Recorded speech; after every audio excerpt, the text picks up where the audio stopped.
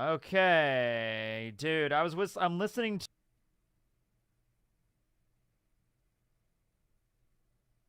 We're doing so good for so long.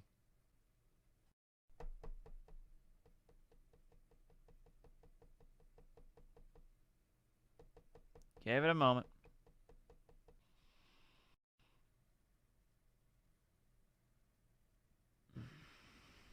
Mm.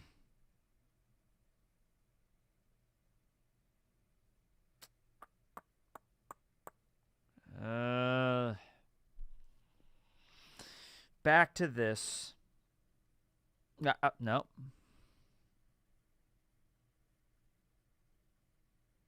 Hi, everybody. Sorry, I'm not immediately joyous. I'm just trying to make sure the stream doesn't crash, which it is. 507. Okay, are we going to stay on 507? 507 drop frames. Are we just going to stay at that? If we could stay at that, that'd be good. All right, I think we're going to stay at that. Okay, fine. Sure. All right, that was that. My internet guy, because the internet was good for a while. We had a lot of problems last year. Remember when we tried to do all those Halloween streams? We tried to do like Let's Plays of like Resident Evil and stuff. And internet was absolutely garbo. And my internet guy's like, yeah, we fixed it. We got it right. And recently, it was like the last month or so, he messaged me and he's like, hey, they're upping the price, so you have to pay a little more. And I'm like, yeah, sure, no problem. And I don't know if that has anything to do with it, but I need to let him know about this again because this is kind of becoming another issue. This happened with the Pyramid stream, and it also happened with Briggs and me doing Progression last week or this week. Your internet guy lied. My internet guy is not the guy that provides me internet. It's complicated, okay? So there's a company that actually provides me internet, but I have like a go-to liaison kind of guy, and he's the dude that always ran my internet. He's actually helped me a lot because he's the one that deals with these guys. So when I moved into this house, my guy talked to this company, and he's like, hey, Matt needs really good internet because he does YouTube. And the internet company was like, oh, yeah, we could provide that for him. And so my guy is like, you're good. So I moved in, and I'm like, hey, man, the internet sucks. And he's like, all right, I'll have a word with him. And I'm like, hey, it's not a big deal. I can switch to another company. And my guy's like, no, that's not how we do things. He wasn't probably, punching his fists, but like, that was the way I took it. So then he goes away for a couple of days and comes back, and he's like, all right, everything should be good.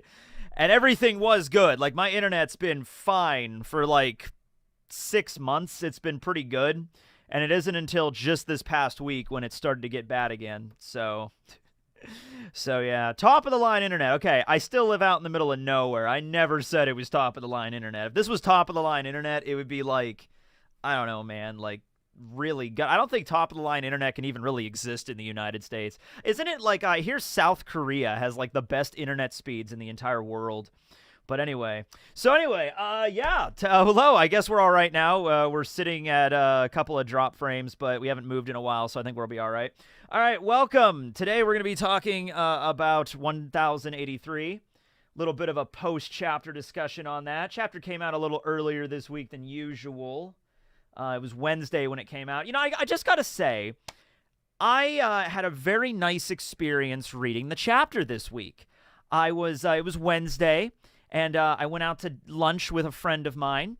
And after that, I went for a walk in the park. It was a very nice park in my little town.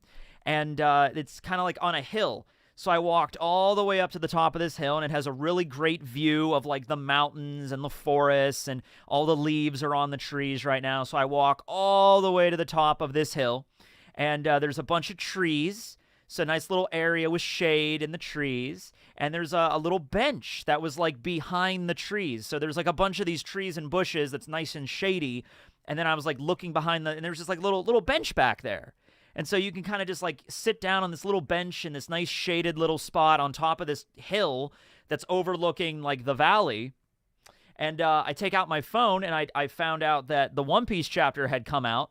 And I was like, oh, I didn't know that. It was out. So I read it. So I was reading the chapter underneath this nice little shady spot in this nice warm day. It was a nice little breeze going by. It wasn't too hot. It wasn't too cold.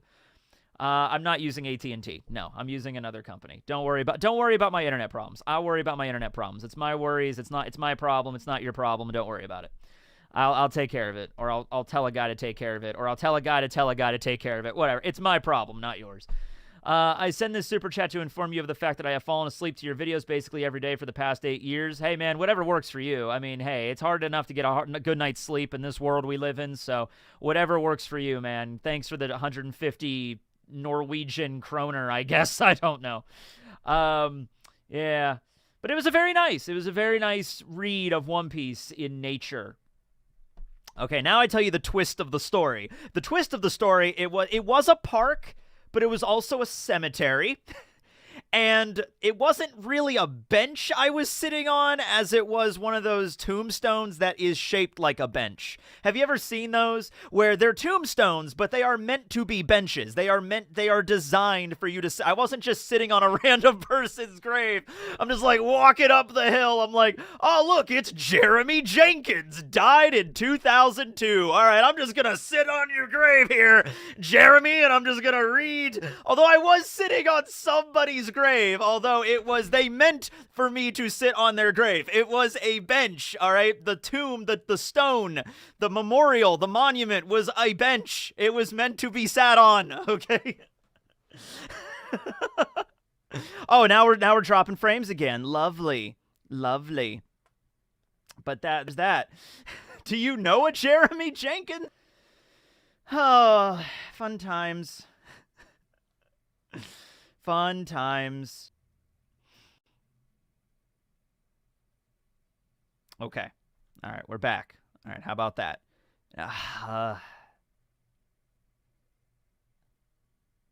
Okay. All right. There it is. Yeah.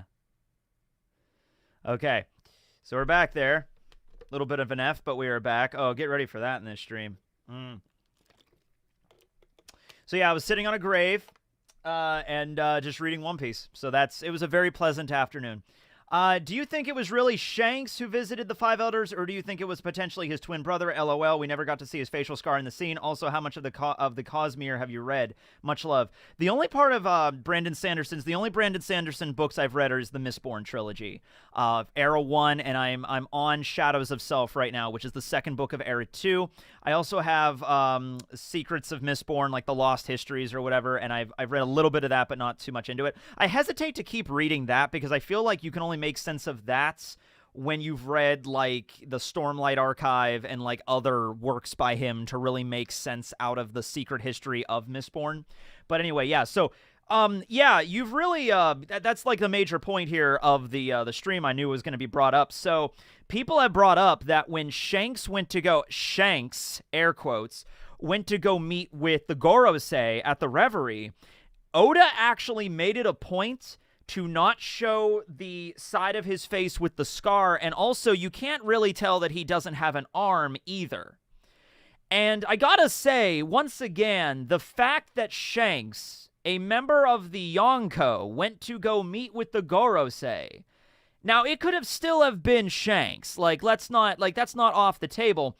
But I'm saying, like, the timing of this is a little off, because if I remember correctly, before we saw Shanks at the Reverie, he appeared in a cover spread where he was at a wedding somewhere with the rest of the Red Hair crew. And then in chapter 903, when Luffy got his bounty of 1.5 billion and he was announced as the 5th Emperor, we had a scene of Shanks reading the newspaper on the shore of just some random island. And then a couple of chapters later, bam, he's in Marijois. Bam, he's in the Room of Authority. Bam, he's meeting with the Gorosei. And it's like, wow, okay. So I remember at the time feeling a little bit off with like, wow, that wasn't really established or set up at all. And now that I'm looking at this new evidence that one of the God's Knights looks very similar to Shanks, and Shanks is a member of the Figarland family that was mentioned in Film Red, I'm going with the idea right now that a member of God's Knights is Shanks's brother, his twin brother specifically, and also fights with a sword. And that was the person that was meeting with the Gorosei. Now the reason the Gorosei said, let's pull up that chapter. Actually, you know what? I actually have that chapter in the book, so we can actually pull that up manually right now. What volume was that? Probably 90. Yeah, let's go pull that up. Let's go to the records, ladies and gentlemen. All right. The One Piece records. All right, let's go to the records. 95. No, it was not volume 95. It was either volume 90 or 91. It was volume 90. Yeah, okay. All right. Let's see here. The records. Is this it? No. I think it's the 907. I think it's at the end of 907. Yes. Okay, at the end of 907. All right. So this is how this conversation plays out, all right? So we have the scene with Mulesguard. Mulesguard attacked Charlo, smacked him upside the face with the Iron Club.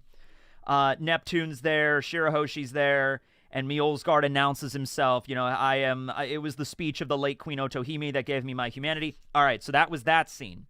And this is the last scene of the chapter. This is like a double-page spread. So then the very next scene, the Hall of Power. I like Room of Authority more, but the Hall of Power, Hour of Power. Okay.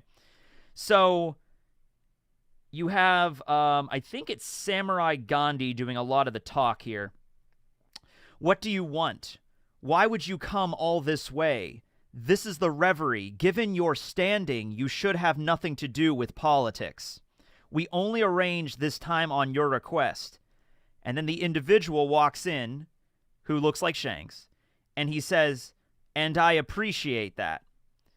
Well, then let's hear what you have to say. Guards, leave us. Yes, sir. There's a pirate I need to talk to you about. That's it. And we only get to see the right side of this person's face. We don't see the scar. I'm really looking at this person's face right now, and I'm really looking to see if there's any noticeable difference that Oda would have included. We also don't get to see this person's. They're wearing a cloak. We don't get to see. Actually, oh man, it is so hard to tell. But there is a scene where he's sitting on the couch, and it kind of looks like he has two arms. Where did Shanks lose his arm? It was far up, right? It was like at the shoulder, right? Shanks, like, it was like right here. It wasn't at like the elbow. It wasn't like Shanks has this much left. No, it's like here that he lost it. I'm sorry, my microphone's covering up. It's kind of like here, right? Like he lost it, like really high up. Does Shanks still have a shoulder is what I'm basically trying to say. Because if Shanks still has a shoulder, this guy clearly has two shoulders. You know what I mean? Yeah. It was a bit above the... Yeah, I think he still has a shoulder. He still has a shoulder. Yeah, it's not like he doesn't have... It's not like this section got ripped off. He still... It's like maybe right here. Maybe he lost it at like right here. Okay, yeah. He does have a shoulder, yes. Okay, damn it. That doesn't clarify. We're here trying to figure out, does Shanks have a shoulder? Like, okay. Yeah, he has a shoulder. Nothing below that, though. It's like, okay, yeah. All right. So, God, there's really nothing...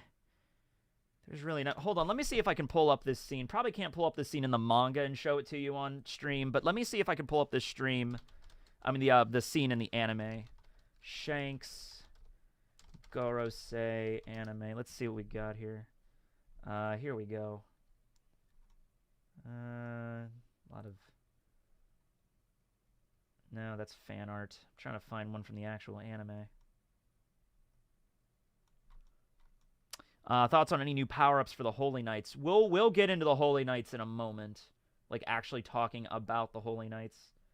Alright, one moment here. Hold on a second. Alright, hold on. Let me just see if I can... Alright, this is the scene where they're meeting. Okay. Alright. Ooh. Yeah, the anime does some stuff with... The anime does a couple scenes where his face kind of moves, but the left side of his face is always in shadow. It is actually not shown explicitly there. Let me just screen cap and show you this. Okay. All right. Now, if they were twin brothers, I mean, there's going to be no obvious difference other than the fact that Shanks has the scar. But this is the person right here. This is the suspect. This is the culprit. Does this look like Shanks to you? They did not address him as red hair. No, they did not. In fact, the way they're talking about, okay, you know what? I'm really on board with this theory now. And I'm not upset like I didn't see this sooner, because like, who would have expected this? Who would have expected Shanks as a twin brother living at Marigeois? You know what I mean? Like, I'm sure there was a few people out there that expected that, but like, that was not like, yeah, no, it's not Shanks. Yeah, because also you got to think like the five elders seemed so nonchalant about Shanks meeting them. Seriously, like the five elders, like some of them are not even paying attention to the man in the cloak in this chapter. Like, one of them is off to the side, like writing notes. He's not even like paying attention. If this really is one of the Yonko, if this really is one of the most powerful pirates in the fucking world, and he's meeting with you in Home Turf, and he can attack and maybe kill all of you in one move. There's like members of the Gorosei, they're like, yes, oh yes, make it quick, we have to be somewhere. Yeah, like, do you really think they'd be acting that way? Do you really think they would be acting that way in the presence of a Yonko? All right?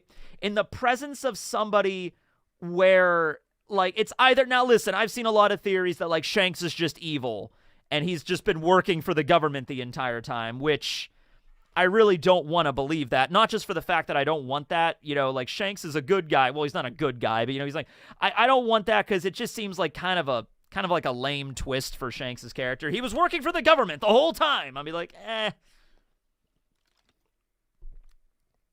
Yes, if they have an agreement. I don't know about that one. Even if you have an agreement, it's an agreement with a Yonko, you know? It's like, yeah, it depends on how strong the Gorosei are. I don't know about that, man. So, I'm going with the logic it's not Shanks. I'm riding on that plot railroad right now. I think it's Shanks' twin brother. Shanks was found in a treasure chest at God Valley, so that's weird. You know, God Valley being the land of the gods, land of, you know, the Tenryubito where they used to live. So the idea that Shanks was just in a random treasure chest there, my phone is reminding me that Tears of a Kingdom drops tomorrow, as if I needed to be reminded of that. I am getting that shit. I might just download that shit at midnight or whenever, as soon as it's available. I can't wait for Tears of a Kingdom. I am so excited. I'm not going to be doing anything tomorrow, guys. That's why I'm doing this now, because I'm like, yeah, there's no way I'm doing a stream tomorrow. I am just going to be sitting in my pajamas all day playing Tears of a Kingdom. Anyway, so that's my thoughts on that. I think the Gorosei and the Tenryubito in general, because now let's move on to talking about God's Knights in a more general sense. In the chapter, we got to see a silhouette of 9 of them. I rounded up to 10 just because I thought there'd be 10. You know, that doesn't make any sense to there just be 9 of them. There has to be 10. But all that we know of so far is 9, okay? The silhouette could have been behind the speech bubble or Dragon or whoever was like in front of the, you know, the panels, the way it's sorted out. So a couple of things about the God's Knights. First of all, it really blows my mind that at this late a stage in One Piece, we are being introduced to a brand new group of people, like a really strong fighting force. Like, you know, we have the 7 warlords, and then we have the 4 emperors, and now God's Knights all of a sudden. So, and then all the cipher pulls, of course, right? So it's really bugging me because I'm like, all right, if you're going to do something with this group has to be crazy powerful, because otherwise, what's the point? You know, what's the point in saying that, like, oh, yes, the God's Knights, they're on equal level with Cypher Pull Zero. It'd be like, that would be so lame and redundant and, like, who cares? You know, like, why do you need 2 Cypher Pull Zeros then? You know what I mean? I'm thinking, like, seriously, these God's Knights, they are the secret trump card fighting force of the world government. If shit really goes south and the Marines fail and the Cypher Pull fail and the warlords fail and everybody else fails, would it not make sense for the government to have one final card to play? If somebody could make it beyond the Marines and the Cypher Pole and the warlords, why would the Tenryubito not have one last-ditch effort to flip the script whenever they want? And now you could say that's Eam with the Sky Laser, but apparently you can't use the Sky Laser all the time. Maybe you can, but we haven't really seen that you can, right? Or they are just Eam's private knights. Oh, that kind of leads to the same thing. Actually, it might have been a member of God's Knights. Remember there was that person that was like, we just thought it was like Eam's secretary or whatever, like, Eam-sama, they have arrived, and there was just the person in the Garden of Flowers. That might have actually been a member of the God's Knights. Like, it really would make sense for them to just be there, and just, like, they only mobilize when Eam tells them to, because there's no other explanation for it. For them to be this insanely strong group of people, and for them not to get involved up until now, unless they are so strong, it's kind of like you don't even let them go. I said in the chapter, like, well, and the problem with that is, let's say the God's Knights are insanely powerful. They're stronger than the Warlords. They're stronger than Cypher Pole 0 or Cypher Pole 9. They're stronger than all of that, right?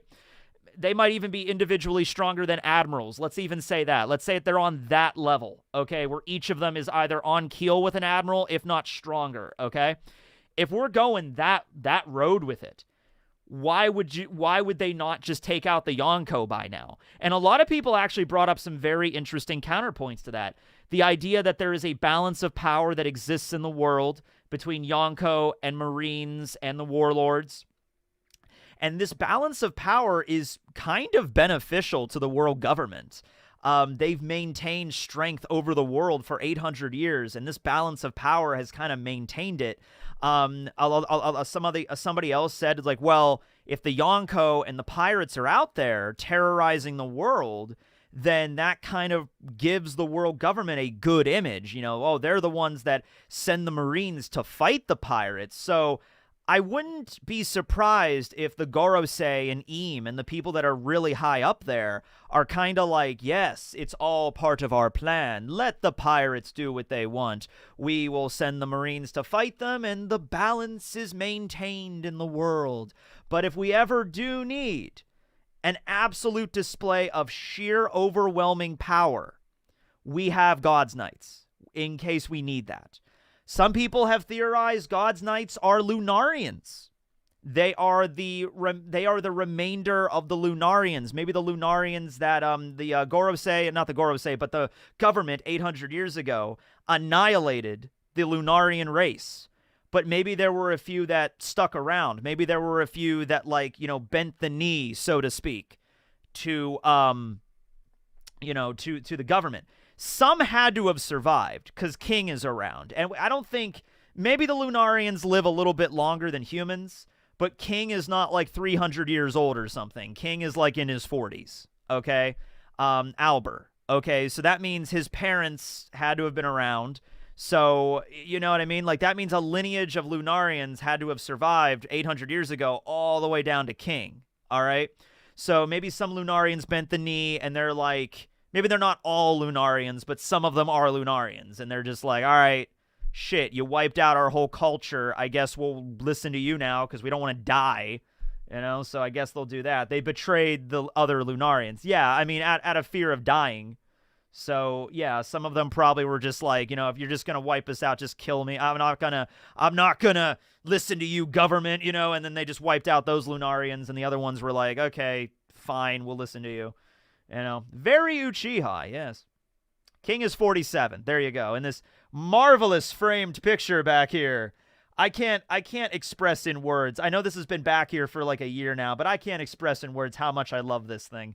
I really do. This house does not have a fireplace in it, but if I ever move out again, and I don't know if I ever will, but if I ever move out again and I get a house with like a big fireplace, King is going right over the fireplace. I want Long after I'm gone, I want this painting to survive. I want to be dead for like 200 years. And then somebody digs around in the attic somewhere and they find this thing and they're just like, who was this gallant man? Just like, I want that to happen, It's so tasteful. It's so nice. I love it. Hold on. Let me pull up the image of it that you can actually see better. Oh my God. It is so cool, man. Look at that. Look at that. Oh, Stefan, you really overdid yourself with this one. Oh my God. I love this so much. Yeah. I want to be dead for like 200 years. Yeah, well, it beats being alive for 200 years. God, can you imagine being alive for 200 years? Ugh. Jesus. Just like, that's a little too much there. Yeah. Let's see what we got here. You're gonna live forever, right? I'm a vampire. It's fine. So poor Zareth. Yeah, I guess. People always talk about immortality like it's just like everyone wants immortality. How could you resist that? I'm like, are you kidding me? You'd go insane in like probably the first 200 years. You would probably just go, you'd crack and just go insane. Yeah. But anyway, even if like, okay, listen, I admit, like, if I could maintain, like, if I could stay 30 for the rest of my life, for maybe another 100 years maximum, okay. But after that, it's just going to get redundant, you know what I mean? All right.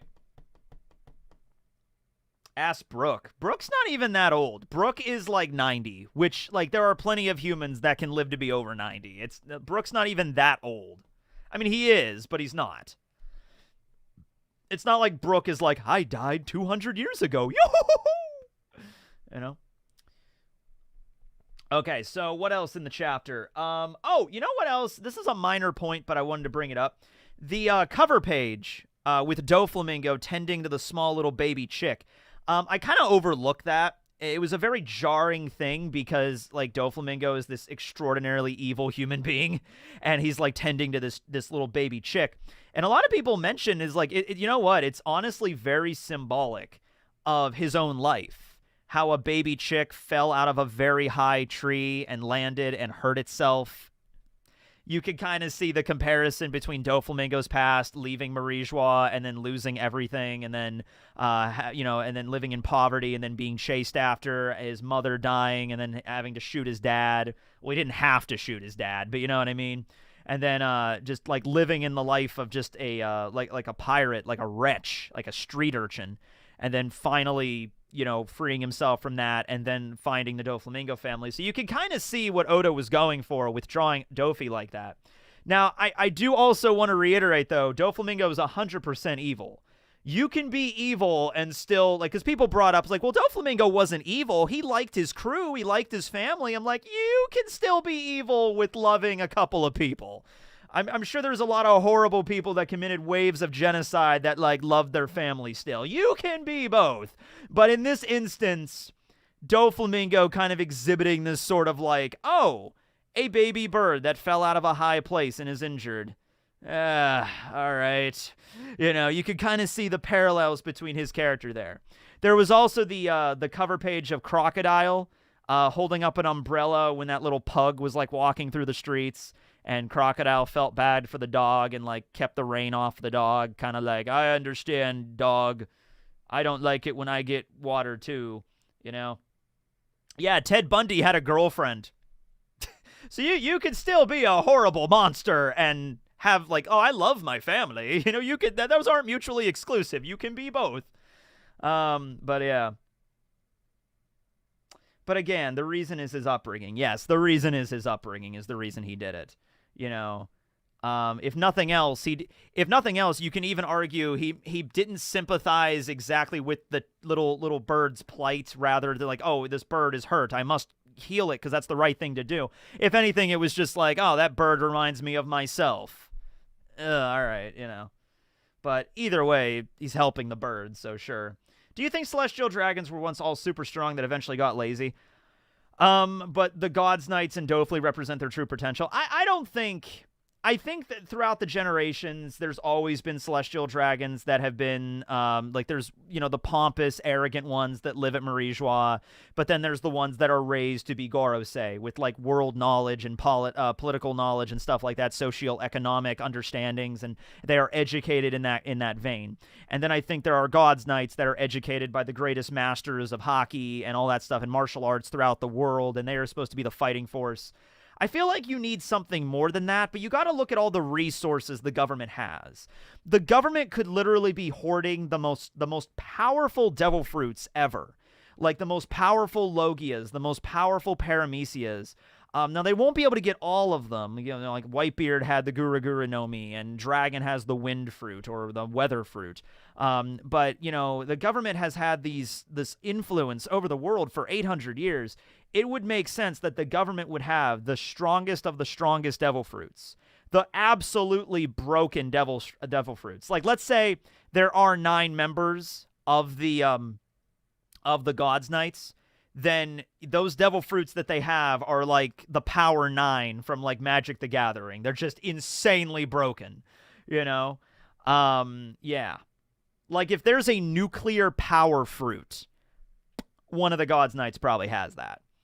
If there's a devil fruit that manipulates water and all liquids in the human body, one of the God's Knights probably has that. It would make sense for Dragon to be a former God Knight, with Garp being the hero after all. Yeah, and it actually is making sense now, because Dragon's fruit is broken as shit.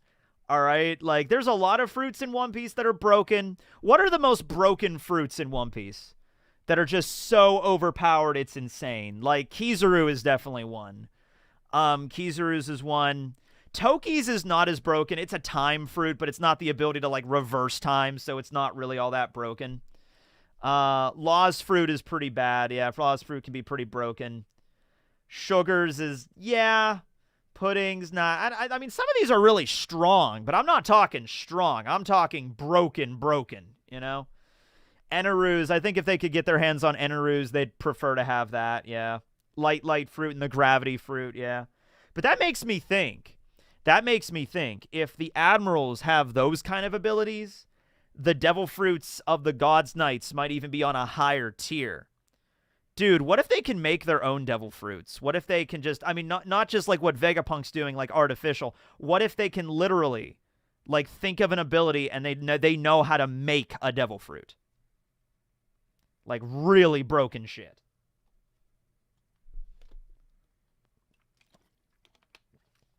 Green Bulls is strong. That's what I mean, though. Like, if we're going on the next level with the God's Knights, if we're looking at God's Knights like they are super extra top tier powerful, then even the admirals don't compare to them.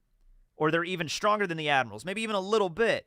You got to go to the next level with everything, because the admirals have crazy powerful devil fruits. They have crazy powerful hockey. If God's Knights are even stronger than them, you got to really go broken with it. You got to have like 10 Shankses in this God's Knight circuit, which there's already apparently one, so it's pretty good. I'm actually really liking the idea. I don't think it is, but the idea of like the Seraphim of the Yonko. Like there's a Seraphim Whitebeard, a Seraphim Kaido, a Seraphim of Big Mom, all in their prime. Like, that's probably not the case, because God's Knights have been around for a while, and the Seraphim are new. But, dude, if something like that existed, that's the kind of broken I'm talking about here. You know what I mean? Oh, yeah, mythical zones. Like, it'd be the strongest mythical zones, the strongest Paramecias, the strongest, Like, dude, I'm trying to think of a devil fruit that's, like, more broken than even the strongest Logias that the admirals have. And unless one of the God's Knights, like, I have the dimension fruit. I can literally rip open dimensions. I have the apocalypse fruit. I can literally create the apocalypse. Like, that's the kind of broken I'm thinking of here. I have the atom fruit. I can literally just, cause nuclear fission whenever I demand it, whenever I cause it. Fission or fusion? Which one is worse? Which one creates more explosion? What's the sun doing? Is the sun fusion or is the sun fission? I don't even know what the difference is. Hold on a second. It's time to learn physics. Teching learns physics. Okay, difference between fission and fusion. All right, let's figure this out here.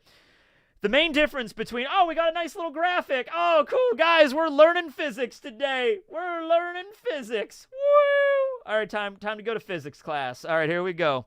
I'm back in physics. Oh, Mrs. Hoover. Okay, here we go. Nuclear fission versus nuclear fusion. Nuclear fission, a heavy nucleus breaks up to form two lighter nuclei. It involves a chain reaction. A heavy nucleus is bombarded with neutrons. Disposal of nuclear waste is a great environmental problem. Nah, that's not an issue. Raw material is not easily available. Okay, fusion, chain reaction is not involved. Which one causes the bigger boom? Wait, disposal of nuclear waste is not involved. My God, why aren't we doing fusion? The fusion just seems better in every single respect. There's no nuclear waste. There's no chain reactions. Yeah, let's go fusion from now on. Yeah. Yeah, let's just I think I just solved the energy crisis. There it is. Just nuclear fusion everywhere. That's all we need. Yeah, why are we doing that? Come on, guys, get with it. We can't control fusion. That's what everybody says. Everybody says that. We can't control the symbiotes. We can't control the aliens. We can't control the demons from the 9th dimension. You're just not thinking hard enough. We'll be fine.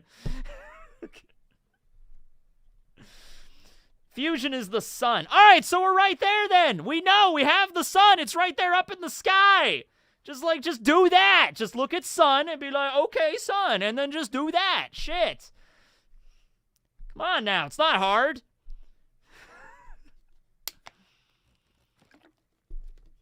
All right, so anyway, rolling it back, the point is if somebody had the atom fruit and like the fusion fruit, that'd be pretty powerful.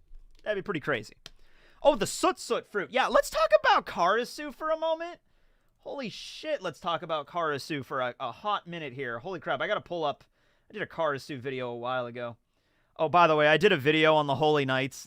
Well, thankfully I called them the Holy Knights, not God's Knights. I think God's Knights is the proper name. It might be Holy Knights.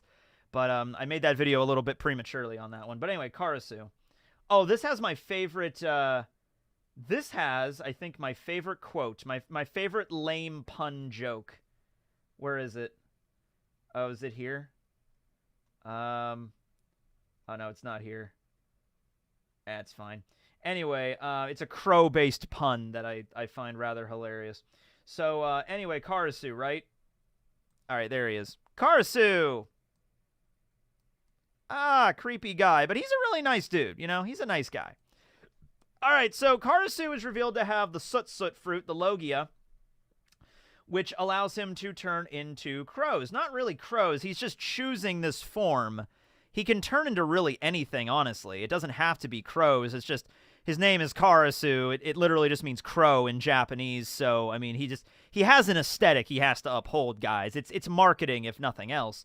But, I gotta just say some stuff here. Like, okay, so... Oh, where's that other image with him and the crows? That was really cool. Hold on a second. There was an image here that was really awesome. Where is it? Oh, there it is. Okay, here we go. Oh, look at that. Okay, so I'm just going to throw this up here really quick. Okay, so Karasu. He's not a zone, he's a Logia. But it is very important to look at this as he is not like a normal Logia. Like, we have not seen... Okay, we have seen it, but it's not quite in this way. With a Logia molding their body and their element into, like, animals like this, where he's individually controlling his body as if they are crows. They are indistinguishable from crows, okay? Like, we saw the admirals kind of do this. Like, Akainu turned his magma into red dog, but it wasn't really all that crazy, you know what I mean? Like, Akainu just molded his magma into the shape of a dog and then, like, punched really hard with it. Aokiji turned his, blue pheasant or pheasant peck. You know, that was an ability he had. He used it against Ace, actually. So he molded his ice into the shape of a pheasant and he, like, attacked his enemy with it. Like, that's something similar, but this is, like, different. All right, this is like, imagine if Crocodile molded his sand into the shape of like a camel, like a bunch of camels. And then, you know, like he's like sand camels. And then there's like a herd of camels or like a herd of horses, you know, like coming from his body. This would be like if Ace or Sabo used their fire to make like a fire ape, you know, like Berserk Gorilla from Yu-Gi-Oh, like ook ook ak ak, fire ape, and you know the apes were like running around and they were like indistinguishable from actual apes. You know what I mean? Like we've really never seen it on this level. You know what it reminds me of? It reminds me of in Fairy Tail, Leon, who has the ice make powers, and he can turn ice into like any animal.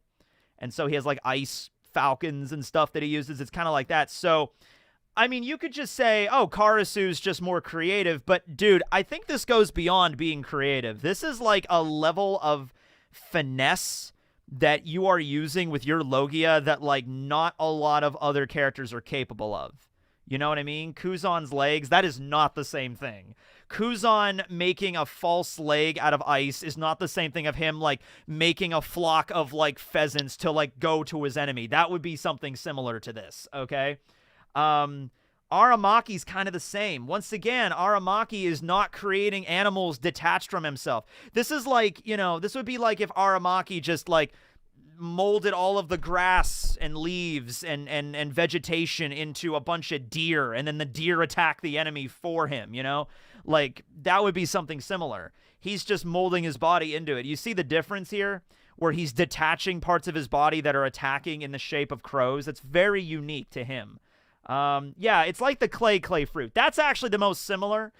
We don't actually know if Prince Groose is a Paramecia or a Logia. He might be a Paramecia. We'll see. Soot is still carbon. It is. Yeah, Eneru making a full-on electric clone. Did Eneru make an electric clone? When did Eneru make a clone of himself? That was like, was it walking around and like talking and shit? He's made of electricity. He wouldn't need to really do that. When did that happen? He did? Yeah, that's what I'm thinking. I remember he got attacked a bunch of times, but he's made of electricity. He made a Buddha clone. No, that's not a clone. That's just him, like, his Raijin form. That's when he just, like, covered his whole body in electricity and just swelled up to, like, god proportions. That's all he did with that. He wasn't, like, generating another body. He was just making himself huge. Dofi did a clone with string. That's true. He did do that. That's something similar. Yeah, that was his final form. I got speedrun the OP manga, and just before the chapter with T-Bone, thought Enies Lobby and thought, man, that hurt the Marine. Yeah, T-Bone, the Marines lost somebody big today. Yeah, he just inflated himself there. Eneru made creatures, though. All right, then, so it's Eneru and Karasu, but not a lot of other people do this. I feel like you have to be really good at your Logia. You would also have to have a insanely good observation hockey to pull this off. Yeah, it doesn't happen very often, is what I'm saying. Big Mom doesn't count because the whole point of her fruit is giving souls to inanimate objects. That's the point of her fruit. Yeah. Doesn't Snoker make snakes? He kind of turns his arms into snakes and attacks like with the snake. Like that's like kind of similar to what that's similar to like Akainu, like molding the lava to look like a dog, molding the ice to look like a pheasant, molding his arms to look like a snake. It's different between that and like Smoker summoning an army of snakes to detach from his body and attack multiple enemies at once. That's some next level shit. Yeah, Prince Groose is the same. Yeah, it's something similar to that. Yeah. So we have Eneru, Karasu, Prince Groose. Yeah. Not a lot of characters. But yeah, I'm really excited for Karasu. I really am. Also points to Morley for holding off against Aramaki one-on-one. That was really cool. Lindbergh has a laser gun now. So that's cool. Yeah. Karasu versus Itachi. Who wins? I mean, Itachi wins. Itachi just has to look at Karasu and just fucking Tsukuyomi. It's over. You know?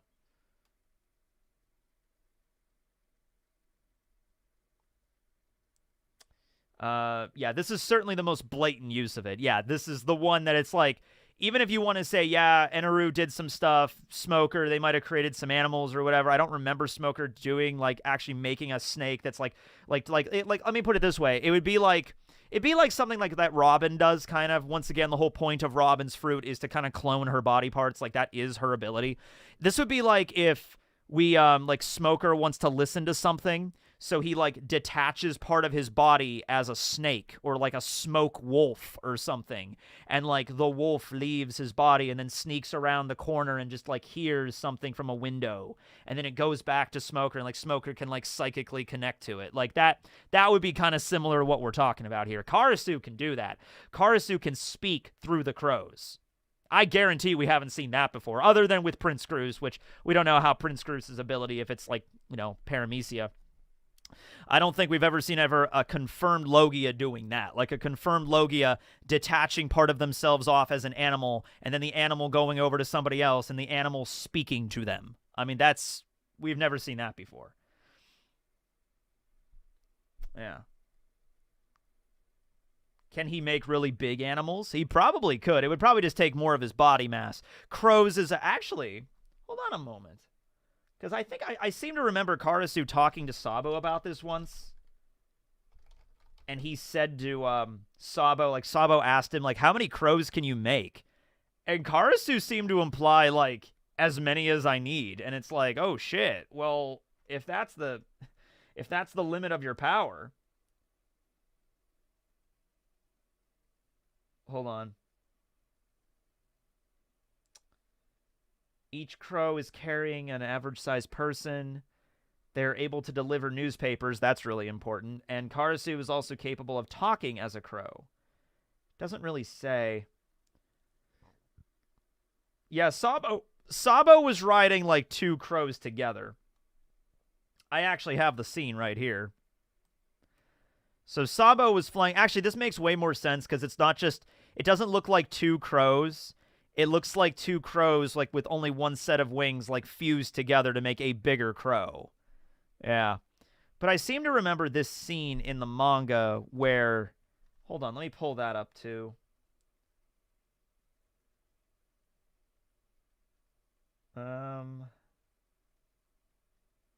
This is chapter... No, that was before that.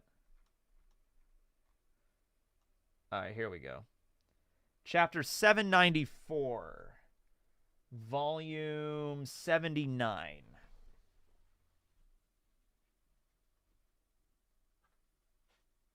All right.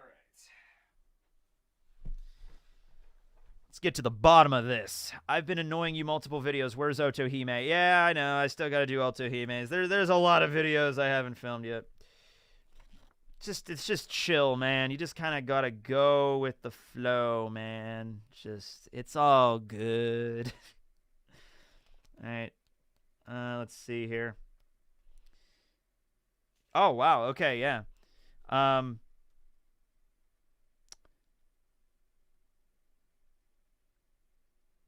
Sabo asks him, and you can produce it at any moment? Yup, whenever I want. Oh, I guess he's not asking about the number of crows, just like, can you turn into crows whenever you want?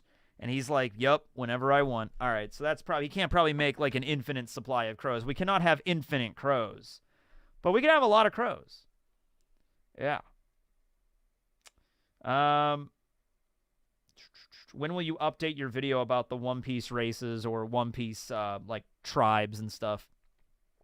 Yeah, I need to do a new one of that because we know a little bit more about snake necks and long arms and long legs. We know a little bit now about Lunarians, obviously, weren't even included in that. That video I made back in, like, 2018. It was a while ago. So I need to make a video about that. Also, the mushroom people that exist in One Piece that Parvision told me about. Yeah. I feel like he can make any animal he wants. Yeah, I mean, he can, but when your name is Karasu... You kind of have to make crows, you know what I mean? 2 crows. I actually was watching Rick and Morty earlier. Yeah. Devil fruits are made from desires. What if they just adjust themselves with each user for their desire? Could be. Could be that too. But it's like there's some that are confirmed. Oh, but what if there's like a devil fruit that's like a blank slate? Like you have a devil fruit that has no ability yet. So they eat it, and then the desire of that person becomes the ability, and then you've created a new devil fruit. And then when that person dies, that fruit gets reincarnated. So it's like somebody had a fruit, and it's blank. It's just a devil fruit, and they eat it. Oh, it sucks. And they had the desire to turn into fire or manipulate fire. So they ate the fruit, thought about turning into fire, and like flame on, and just... And that was the birth of the Maramara no Mi. And then that person eventually died, and then the Maramara no Mi reincarnated. And that's how devil fruits are created. That's actually kind of cool. I like that idea. Maybe that's where all fruits come from. And in which case, if the Gorosei know about the secrets of this, and the Gods Knights have access to this, they could just eat a devil fruit and just like, I wish I had the power of nuclear fusion. Easy. Desire to be a jacket. Hey, man, it could have been somebody's fetish. Let's not overlook it. It could have been like, all right, here is the blank slate. You can literally have whatever ability you want. I want to be a jacket. Poof. Yay! My longtime dream has finally been realized. I'm finally a jacket. Hey, man, whatever makes people happy, you know? I am that person. Oh, baby, put me on. Da da da da da da da da. Yeah. I really love, I will get to super chats. I really love power systems in anime where it's not like you get the power at random, or it's not like you get the power by some like, oh, you will now be given the power of fire or the power of wind. You know, it's like that's cool. Don't get me wrong. I'm reading Berserk right now, and how do you even pronounce that dude's name? Scipio? Wait, was it Scipio or something? I don't know. The dude, you know who I'm talking about. He has like the wind sword, and it's like, oh, that's cool. He makes it work. He's really cool with the ability and stuff. But I just prefer power systems that allow the user to make their own ability. That's why I love Nen so much in Hunter x Hunter, because you don't just get the power, you have to make it yourself. So it's a Serpico, there it is. Yeah, there it is. It sounds like just, is it Serpico? Is that how it's pronounced? I gotta do this Berserk stream when I'm done. I'm almost done. I'm very close. I have the first 12 editions done. I'm on the current arc. I'm on the Fantasia arc. There's one more deluxe edition I have to get, volume 13. I got to get that one. I got to read 3 more volumes in that. And then after that, there's no more deluxe edition. So I'll read the remaining chapters online. And then after that, I'm all caught up. I only probably have probably like 40, 50 chapters to really get caught up. Really? That's probably all. Sir Piccolo. Is it Sir Piccolo? That's awesome if it's Sir Piccolo. I got to figure out I got to look at the pronunciations for a lot of these. I have no idea how to pronounce the main character's name. Is it like Guts? I don't know. But yeah. Anyway, yeah, I like that ability. I like that idea. So the idea that maybe you eat the devil fruit and then the devil fruit adheres to your utmost desire, and that's how these fruits are created. And that's why we have so many, because like you cannot look at devil fruits and say this is a natural occurrence. Like a natural occurring fruit that has the ability to turn into a gun or to turn into a jacket just grows on a tree just naturally and you just eat it. Doesn't make any sense. All right? Gatsu. I feel so bad for Guts. Like, literally with Guts, it's like you feel bad for him at the beginning, and then, like, at the halfway point of the manga, you're just like, oh, my God. Oh, my God. Still? And then at this point, Guts is just like... it's just like, oh, man. Really feel for the dude.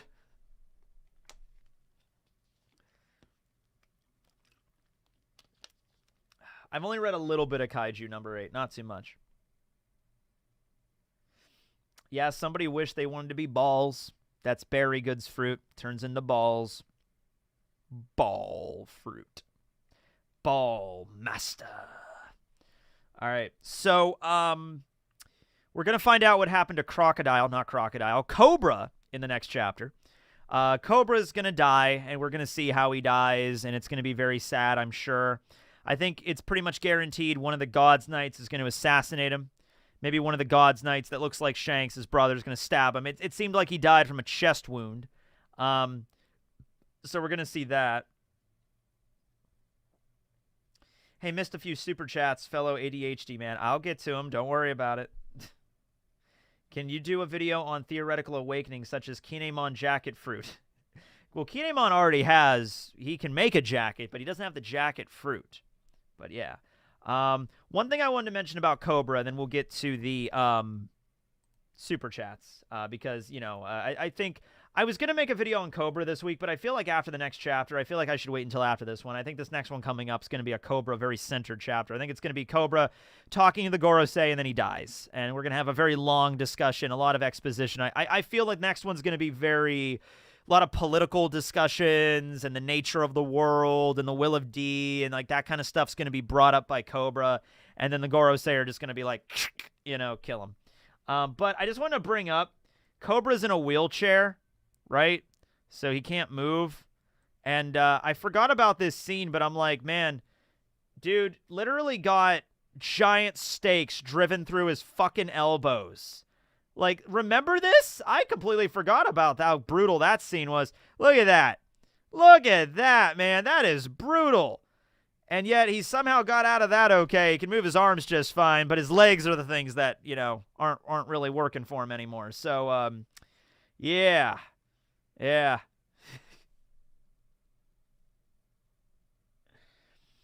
Why did I not realize that God's Knights were already revealed? I mean, they were mentioned before. He skipped leg day hard, that's why. Yeah, that's the reason. Yeah, he aged hard. I mean, it's been 2 years. I mean, he you know, after having your whole country almost taken away from you by an evil dictator like Crocodile, I mean, it's going to age you pretty quickly. I don't know. Yeah, that's another question. I don't know if Cobra is paralyzed. I think he's just, like, weakened to the point where he can't really... He can stand, but he just can't. You know what I mean? He's really weak. I think he can still walk. There was actually a chapter... Hold on. One more thing, and we'll get to Super Chats. When Riku... Here it is. When King Riku doled the third and Crocodile... Not Crocodile. I keep saying Crocodile. And Cobra... were announcing, like, they were giving their speech on why they want the warlord system abolished. They're both clearly standing up. So, yeah, I don't think he's paralyzed. I think he's just really sick. You know, he's just really sickly, and he can't walk, you know, without being tired very easily. But he can stand. Yeah. Yeah. Yeah, wheelchairs are just occasional assistance, yeah. Do you see how many stairs are at the front of Marijois to get in from the Bondola? There was no access ramp, by the way. No handicap ramp. Marijois is going to get a serious OSHA fine for that. Seriously. OSHA comes in. Imsama's there, and he's like, what do you want? It's just like, okay, listen, you don't have any guardrails. You don't have any handicap accessible thing. The conveyor belt outside is being run by slave labor. We are writing you so many tickets, you know? No wheelchair access, typical. Why walk when you can ride? I guess, yeah. Me and my friend went to a restaurant yesterday. And it was a nice restaurant. It was really good food. But they had, like, a ramp outside. But, like, there was, like, the handicap ramp, like a ramp. But then there was, like, this steep step drop to get to the curb. So, like, the sidewalk is, like a foot off of the ramp. So, I mean, it was tall off. And there was, like, another step. So, it's like, this is not a very practical ramp. This is not very practical. But, yeah.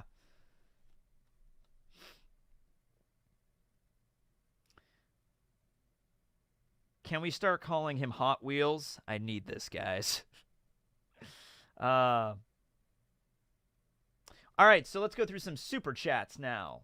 Super chats. The chats that are super chats. Yeah, he's a transformer. Cobra's just like, All right, Gorosei, it's on. He pushes a button on his chair. He has a cool anime transformation sequence. It's Cobra more than meets the eye. You know, he has like a cobra tail and like a sword, and he's like, let's go.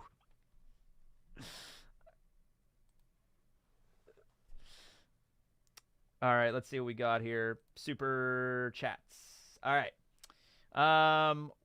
Would you want a free copy of my superhero SF comic? Wait, oh, SF comedic epic novel with its science, history, and philosophy. The English translation is in progress. Sure, send it over. The fan mail link, it should be in the description for my mailing address for fan mail. Send it over.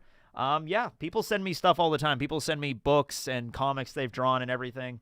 My favorite was there was a comic that some kid drew. He lived in England, and he was like, you could tell he was like 10 years old, and he drew this comic, and he was really proud of it, and he sent me like the full manuscript, right? So he told me he would send it to me like in a chat. He's like, you know, in a live stream, he was like, I want to send you my comic, and I'm like, sure. So he sent me the comic. I get it. It's a big, thick envelope. I open it up. The comic's in there. There was also a note written by his mother, and the note was like, we only have one copy of this. Could you please send it back to us? And I'm like, I got it. Don't worry. So I opened it on the stream, and I showed everybody, and like I opened it in like a fan mail stream a while ago. And then I mailed it back to England. And she sent me, I think, another letter later. And she's like, thank you so much. Because it means a lot to him, and it's his only copy. And he wanted to send it to you, but it's like, can you please send it back? It means a lot to him. It's like, yeah, don't worry about it. I got it. So yeah, send me the thing. It's fine. Yeah. Hey, Tech, what can you do a video on theoretical awakenings, such as Kinemon's jacket fruit, etc.? I meant to do a video on Kinemon's not jacket fruit, his clothing fruit, and on all the different ways you can make it good. Like, you can actually, like a lot of people are like, oh, you could summon, like, straight jackets to, like, trap your opponent. I meant to do it. It was one of those things. I have the file, and I just got away from it. I never got to it. I hope you tore the comic up. It's like, would you please send my son the comic back? No! Just rip it up. Yeah. All right. Missed a few super chats. That's what I'm doing now. I've been waiting to catch a live stream. Big fan for years. I've been annoying you multiple vids. Where's Otohime's video? And Straw Hat's, a Jinbei Straw Hat video. I need to get some artwork done for Jinbei's.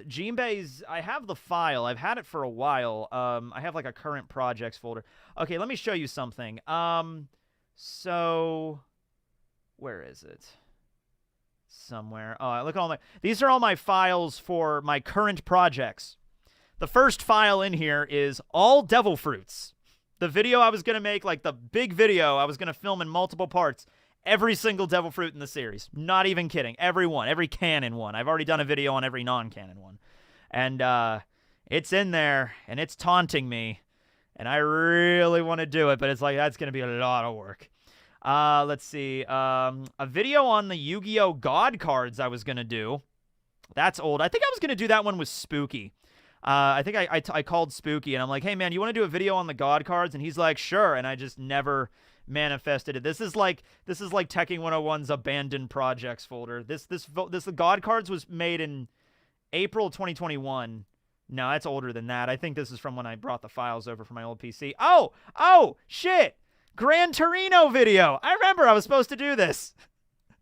It's like I'm going through my closet. I'm going through like a closet of like old projects or like my garage. Like, I was supposed to make a Gran Torino video. I don't know what I was. I don't know. I think I was just really like, wow, Gran Torino's a really cool character. I want to talk about him. I do, actually, yeah. Here's Jinbei's video right here, Jinbei's. Now, there is a thing that I need. I need to commission an artist for it. Okay, here's one. So, when I did the Straw Hats discussion videos, like in the original series I did back in like 2017, I used one of the artworks from the opening. This is from opening We Go, where each of the Straw Hats have their own little wallpaper. So you have Chopper, and then you have a bunch of hooves in the background, and then you have like a little fluff of cotton candy there, and that's Chopper's. And then there's Usopp's, which Usopp is there flexing his guns, and he's got the slingshots and the little rubber band back there. Now, obviously, there was not one for Jinbei at that point because this was back before Jinbei was even asked to join by Luffy. This was like Return to Sabaody. This was right after the time skip. So I need an artist to make me one of those that looks good and is like high quality for Jinbei. What would be in the background of Jinbei? I need to ask you. I made a shitty one, just for the sake of like maybe I could do this. Maybe I can make the wallpaper myself. And it did not turn out good. It looks like shit, so I'm not using it. This is just with my crappy Photoshop ability. Hold on, let me see what I got here. Like this is what I made, and this is like crap. You know what I mean? This is not compared to the originals. This is shit. You know what I mean? So I that looks cool. Like I was thinking of doing the Sun Pirate symbol. And then one of the other symbols, like the symbol that'll stand out, will be the Straw Hat symbol. So it's like all of the Sun Pirate symbols, or maybe the straw. I don't know. I have to figure out what it is. Yeah. Yeah. Robin's is the best for obvious reasons. Yeah, I'll show you Robin's. Robin's is very clearly. Robin's is the best. Robin's is the best. Where is it? It was actually my wallpaper for some time, like my computer wallpaper. Where is it? It's in here. There it is. Yeah. Yeah. I mean, like, you know, why wouldn't it be? Robin's is Poneglyph script, and in the back, right down here where her hair is, like where the hair is on the right side. Quit looking at her boobs, okay? I know, guys, pay attention. Eyes up here, okay? Like, look where her hair is parted on the right, and you can make out a flower. So there you go. There he is. There it is. Yeah, there you go.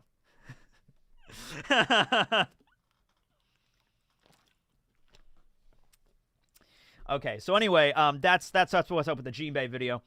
Samurai Gandhi is the God's Knight's head captain. I mean, maybe he is. He is Samurai Gandhi. He's a samurai, and he's Gandhi, and he's got a sword. You know? Fellow Matthew. This is another Matt's.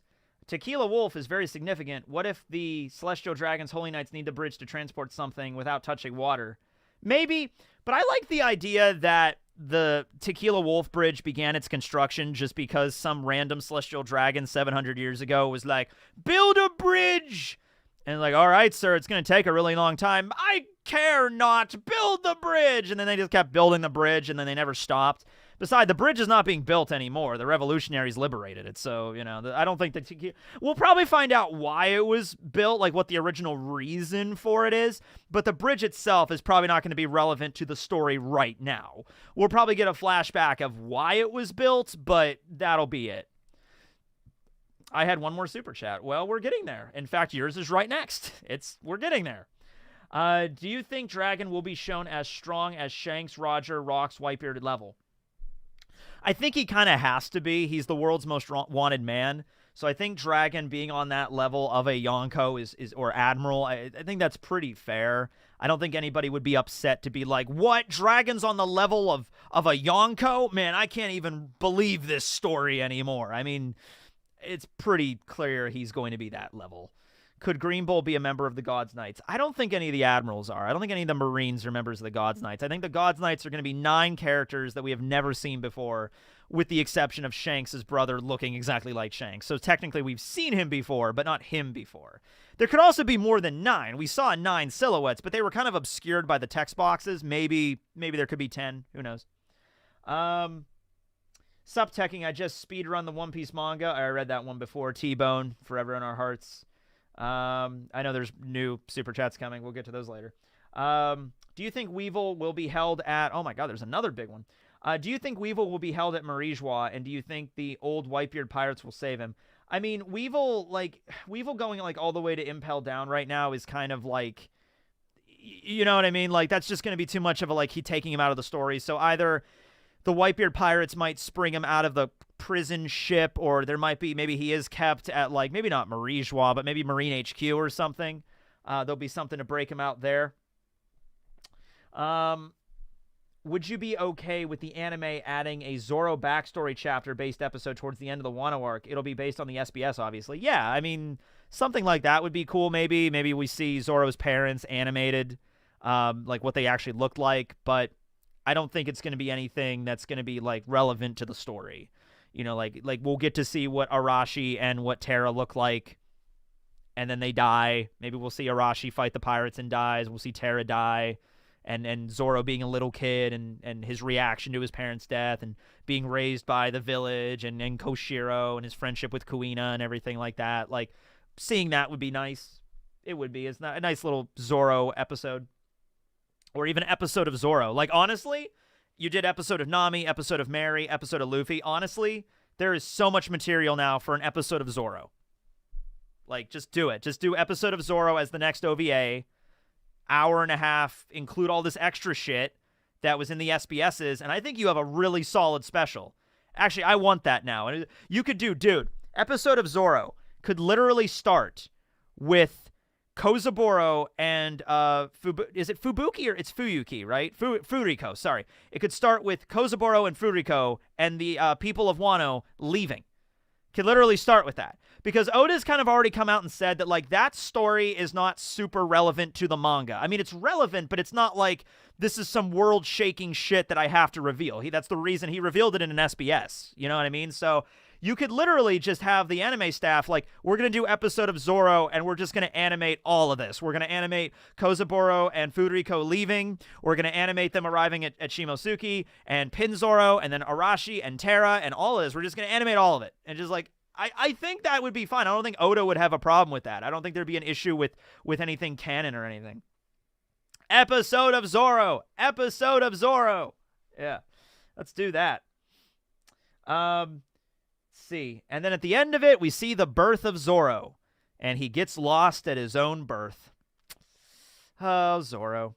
Fuyuki. You too. My goodness. Fuyuki. Oh my god. Fuyuki. Yeah, you know what I mean. No, that's not right. Just like, let's see. $10 from Alex. This is for a future topic. In regards to geography is everything, due to the nature of Grand Line Islands, what is stopping the Marines from blockading all routes to Karibari?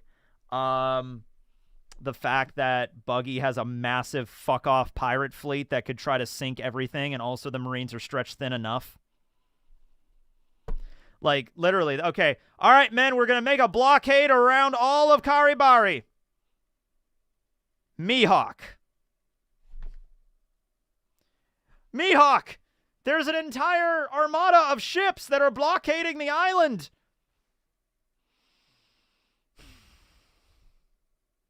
Mihawk will do this.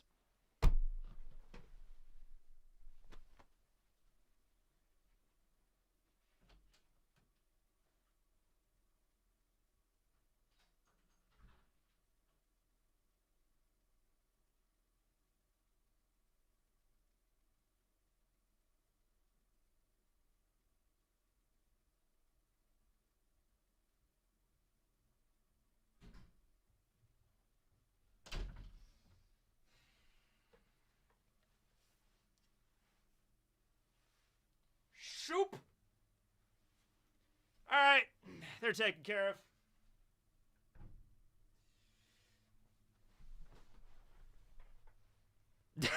There you go. Yeah. All right. All right.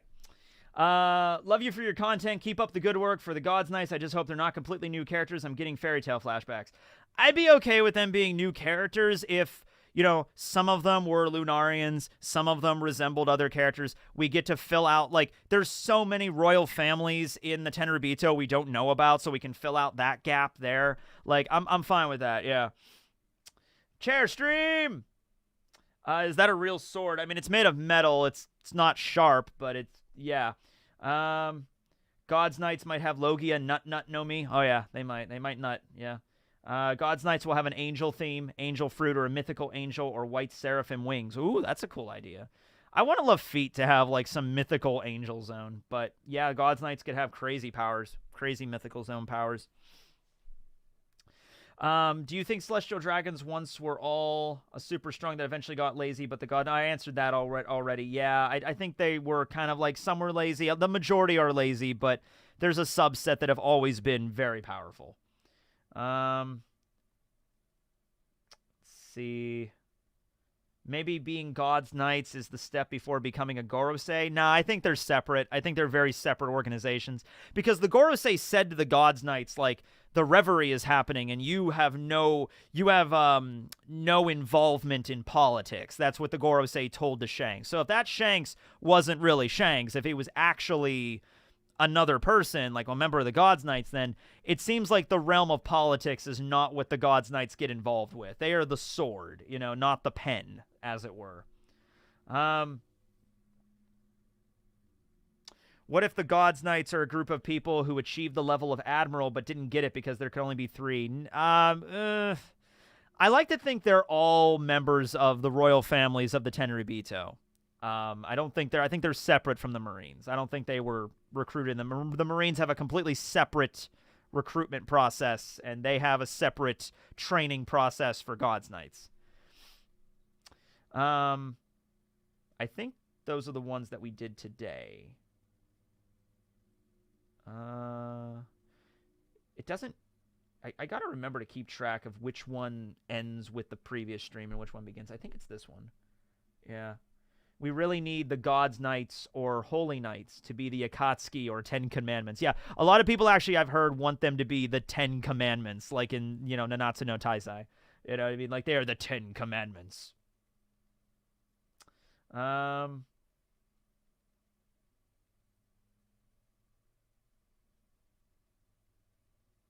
Oh, wait, no, I think this is... Wait, hold on a second. Okay, here we go. Yeah, here we go. All right, okay, I found the end. I found where it ended. All right, perfect. Blue-haired Shanks. I got a lot of that, too. Yeah, people's like, oh, my God, it's going to be Shanks, but with, like, blue hair. And then there'll be another Shanks with green hair. I should do that. I should, like, make a video on God's Knights, and I should just take Shanks, like an image of Shanks, and then just color his hair blue, and then just, like, make that the thumbnail. I should just do that. That'd be funny. If that was Shanks in the Gorosei meeting, though, he did have red hair. I mean, it was red hair. Unless he dyed it. Let's see. Karasu was the highlight for me, I think, for a lot of people. I graduated with a physics degree and bachelor's degree. I'm thinking about starting a channel connecting real physics to anime physics. Have fun. I mean, honestly, that would be a blast. I tried to do that a little bit in my earlier videos. I don't know much about physics or science, so I don't do it as much. But, dude, if you can really understand physics and stuff, you can connect it back to anime. A lot of people are like, who cares? Because it's like, anime physics are not like real physics, so there's no point in connecting them. It's fun, though. It's fun to think about how the hell characters could do, like this character can generate the heat of the sun in their hand. Like, okay, what would be the actual ramifications of doing that? Like Yamamoto can summon the power of the sun in armor form. And it's like, all right, what would that really do if the sun just appeared, you know, on the surface of the earth? What effect would happen there? It's fun to think about this kind of stuff, you know? And of course, anime physics are rooted in real life physics. They're just exaggerated, you know? Yeah. The member of God's Knights is Cockney Shanks. Yeah, Cockney Shanks is from the 4Kids dub. You know, oi, Luffy! I'm Shanks, the friendly chimney sweep. That's from an old One Piece guy on YouTube. He was Big Al. Big Al Rants One Piece. Way back in the day. Like, we're talking like 2005, 2006. Might have actually have been the first YouTuber I'd ever seen talking about One Piece. Because I was like 14 maybe when I started watching YouTube. I was like 15 when we didn't get high-speed internet in my house until I was like 14, 15. Yeah, so probably around that. Yeah. But anyway. Oh, man, I wonder if we can actually get Cockney Shanks on here. Hold on. That's probably not copyrighted. Hold on a second. I'm just going to type in Shanks 4Kids dub. Oh, yeah. Here we go. Okay, is this the 4Kids dub or is this the... No, I think this is from the Funimation dub. We don't want that. This is just a generic video on One Piece 4Kids dub accents.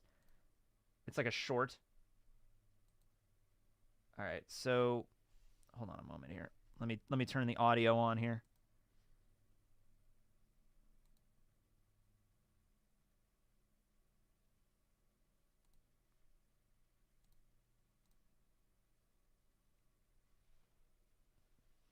It's not playing. Oh, did it get Did it get it might have gotten audio blocked. No. Why isn't it playing? It's playing. I'm not getting any audio. The fuck? Oh, I think I know what's happening. No, that's not it.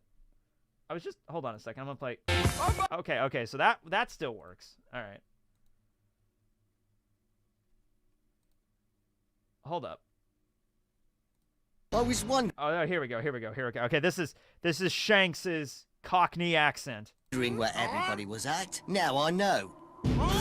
It's the Mountain Bandits again. I'll just laugh that stuff off. But nobody hurts a mate of mine.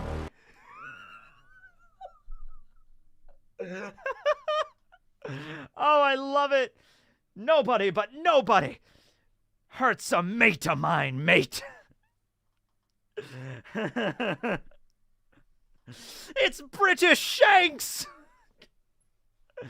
Oh, God. Let's keep going. Now for the last time, let the lad go.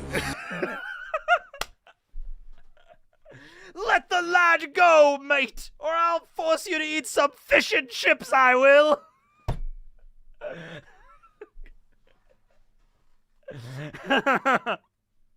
It sounds like a fan dub. Nah, it's for kids. It's just Doxy. Yeah, it's just Doxy. Let the lad go. Oh, man. Does it keep going? Oh, no. Okay, no. This is Mihawk's voice. Are you ready for Mihawk's voice? You're not ready for Mihawk's voice, but this is Mihawk's voice. Duel. Is that right? A duel with me? No matter how long your journey may take, I will await you at the end. If you keep striving with your heart and mind, then one day we'll duel again! Yep. You know, it's weird. They gave him a French accent because Mihawk's aesthetic is, like, clearly Spanish inspired. Like, his hat, his outfit, like, I think it actually is confirmed. It's like a Spanish kind of aesthetic, you know? And he's French. So, yeah.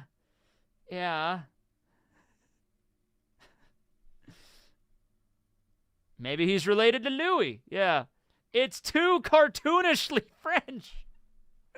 Yeah, you know, honestly, if they just made him talk like a damn vampire, I'd be like, blah, I am Dracula Mihawk. Like, I'd have been fine with that, sure.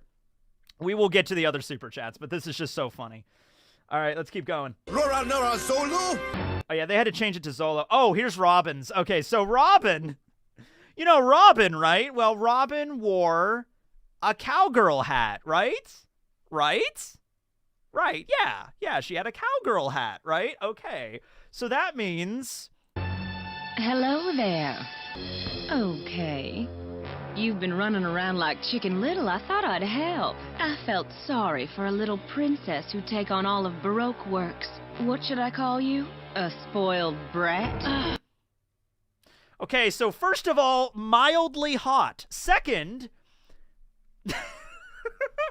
I'm Nico Robin. I'm just a Southern belle. Kind of hot, though, not gonna lie. Oh, you're just a spoiled little brat, aren't you? I'm like...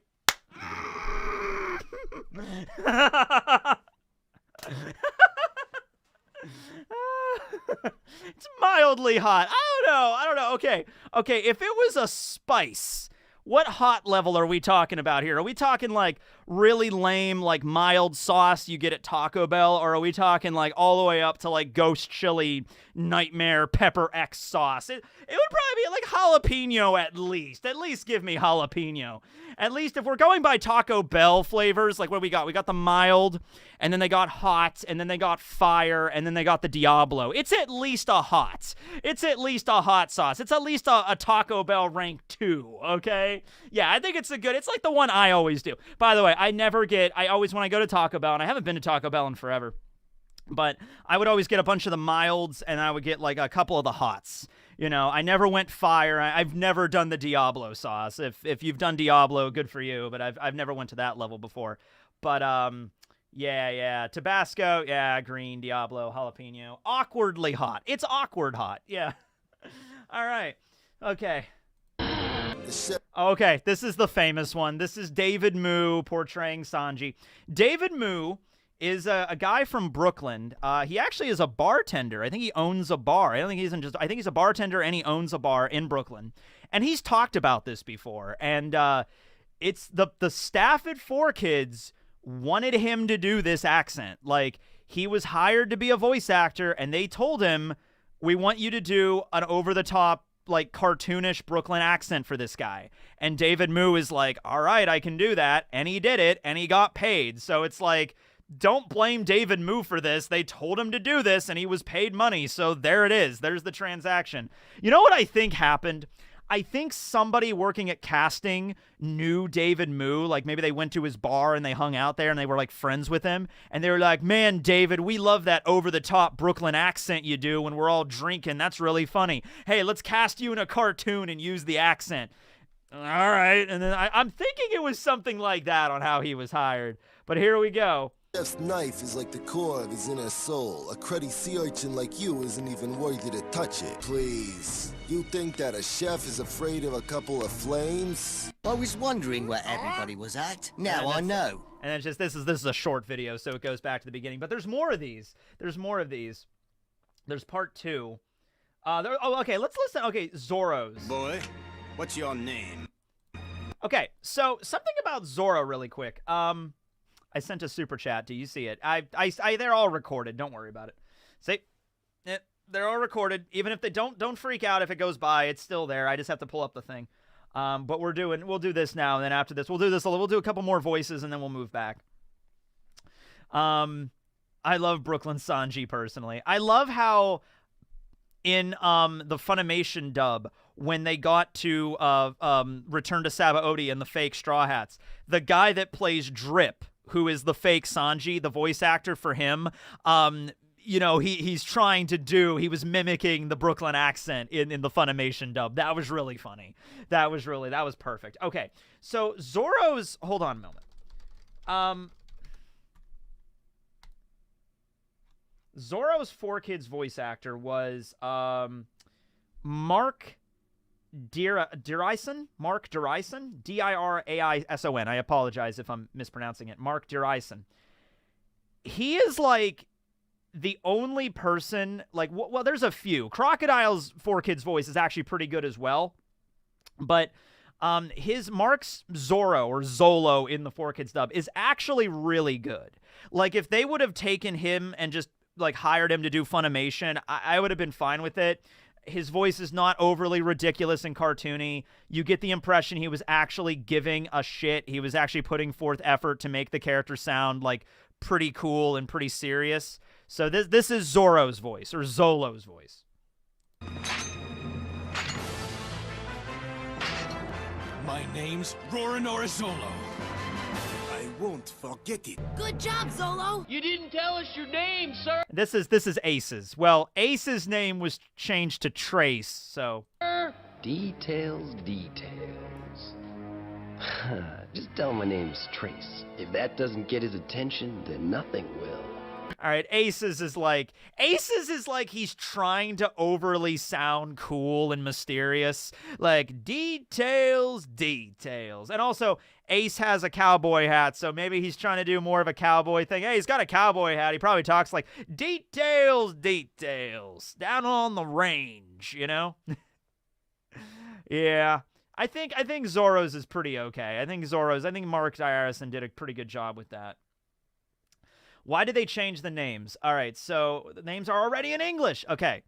If you don't already know this, there is a reason why his name is Zolo and not Zoro, okay? And it's because there is a character named Zoro that is like, the guy with the hat and the mask, and the mask of Zoro. He fights with the fencing saber and the rapier and shit like that, Haha, I am Zoro, That's the reason. There's like copyright reasons against it, all right? So there's the reason there. I mean, yeah, the copyright reasons. It's the same reason why whenever JoJo's gets dubbed or translated into English, they have to change all of the names of the stands because they're all named after bands or songs. Whereas it's okay, Abakio's stand in Golden Wind, it's in the Japanese, they can just say Moody Blues and it's fine. Nobody gives a shit because the laws are different over there. But over here, it's like Moody Jazz. You got to change the name. It's just, that's how it goes. Yeah, registered trademarks, yeah. But Zoro's just Spanish for Fox. Yeah, well, it's still copyrighted and for that character or whatever, and they probably just want to avoid the problem. They don't even want to deal with it. You know what I mean? So yeah. Who won Yu-Gi-Oh this week? Briggs did. Briggs won. So we're tied at 4-4 right now. All right. Yeah, I love Flaccid Pancake. Flaccid Pancake because Limp Bizkit. That's pretty fucking great though. Filthy Axe at a reasonable price. Is that the actual name of it? Is that the actual name for D4C? Because they could have just called it D4C, but is that the actual name? Filthy Deeds done reasonably priced. It is. I love that. Okay. All right. I love that. I appreciate that. Because the translators that worked for JoJo's get to a certain point where they're like, all right, we tried to be serious about this when we got into like part 4, like Crazy Diamond is now Shining Diamond. Like that's fine. Like whatever. Okay, cool. Echoes is Reverb. It's like, all right, but you could tell they reached a certain point with this at like part 6 and 7 where they're like, fuck it, we don't care anymore. Limp Bizkit. All right, you want a translated name for that's copyright free? Flaccid Pancake. Dirty Deeds done dirt cheap. Filthy Deeds done at a reasonable price. Fine. Like, yeah, sure. Why? We don't even care anymore. You know what I mean? I love that. That's good. All right. So, let's get back to the super chats here. All right, where did we leave off? Okay, the last super chat was the superhero comic. That was the one that I got before I refreshed. Okay, we're refreshing. Okay, now we can check. How long have we been streaming? That's about an hour and a half. Okay, I'm gonna turn off super chats for the rest of the stream, and then I'll just get through these. And I think after that, we'll be set. I think we've had a pretty good stream today. I think we talked about all the major parts of the chapter we really wanted to discuss. Obviously, God's Knights and Shanks was like the major focus, with some other stuff. When Shirahoshi was talking to the individual. I think just because of the size of the person that Shirahoshi was talking to, it's probably Mancherry. I'm assuming it's probably Mancherry. They were having a conversation there. But I'm going to turn off super chats just to, end it there. Okay. Let's see what we got here. All right, where did we leave off? We left off right here. Okay. Johnny, hold on. Let me move the super chats over here so I can actually, read them without craning my neck. Ugh. Just make sure. I'm just going to move the... I can do... Let's see. I can move this down. Because I want to be able to read the chat and the super chats at the same time. All right. Here we go. All right. Let's see here. Who won Yu-Gi-Oh! This week? That was Briggs. Cobra just had to be a father in a flashback. I guess so. I mean, there's a lot of characters in One Piece that get the shaft, and they have to, finish out their character development in a flashback, right? God's Knights are probably Celestial Dragons born with Conqueror's Hockey. I think they're all Celestial Dragons, just a certain subset that are meant to be warriors. That tracks. How do you feel about the God's Knights being brought out of nowhere and never mentioned before? You think they'll end up like the Zero Squad fiasco. They were mentioned before. They were mentioned shortly after Reverie, I think. Maybe, I think it were actually mentioned during the first act break of Wano. I think it was Akainu or somebody mentioned that, like, the Reverie was a disaster. Maybe one of the Gorosei mentioned it. Like, they mentioned the Gods Knights existed, and then they were mentioned later by Kuro Uma, and then they were actually mentioned directly by Dragon here. So they were mentioned just like 100 chapters ago. I don't think they'll end up like Squad Zero in Bleach. I think Oda has a pretty solid idea for them here. Or who knows, maybe the Gods Knights were just like, maybe his editors telling him, hey, maybe there should be some like elite warriors of the Gorosei, and like, oh, that's the Cypher Pole. Like, no, you should make another elite group. It's like, all right. Hey, Matt, look up the original hometown of the D clan members. Every one of them comes from 4 Seas except for Teach. He's from the Grand Line. We don't even know if Shanks is properly from the West because he was from God Valley. Like, he was found as a baby at God Valley. I did a whole video on this, on how he could have ended up there from the West, but it's also possible he lied, or maybe an island he ended up being on later in the West is what he identifies as his hometown, but it's actually not. There's a couple of options there for that, but he might not be from the West, but that is interesting. But then again, there's a lot of islands like Jaguar D. Saw. We don't know what island he's from. Rouge is from the South. Luffy's from the East. Law's from the North. Roger's from the East as well. Blackbeard's from the Grand Line. See, who else? Ace is from the South because he was born in Batalha, which is the island. Batalha. I can't pronounce that damn island name. It's the island where Rouge was. It's in the South. Yeah. Let's see. How much do you put on Eam is going to be the one who killed Cobra or gave the order? Oh, Eam definitely gave the order. I don't think the Gorosei would have moved without Eam making the order, but still in the presence of Cobra. And later when Sabo found Cobra, he also saw Eam. I think that's kind of what happened. I think Eam was there on the throne, gave the order. Cobra got executed by one of the Gods Knights, and then freaking Sabo just burst into the room all of a sudden. They didn't expect that. You know, it was something like that. Let's see. Scrump. Yo, Teching, is it just me, or does the God Knight in the top right corner kind of look like Lucky Roo, and the one on the far left looks like he got a monkey on his shoulder, kind of like the crew? I'm like, I don't think they're the red hair crew. I think there's just too many issues with that, with them being pirates selling around the world, and then also being these Gods Knights that are always supposed to be at Marijois. I think there's too many issues with that. I don't think they're going to be Shanks' crew. Someone said in the chat, if there is 9 Holy Knights, would the Admirals need to be there? Can you possibly show the silhouette of the Knights on screen? I really don't want to, because the chapter's not even out yet, so I don't even want to do that officially. But someone in the chat said if there's 9 Holy Knights, why would the Admirals need to be there?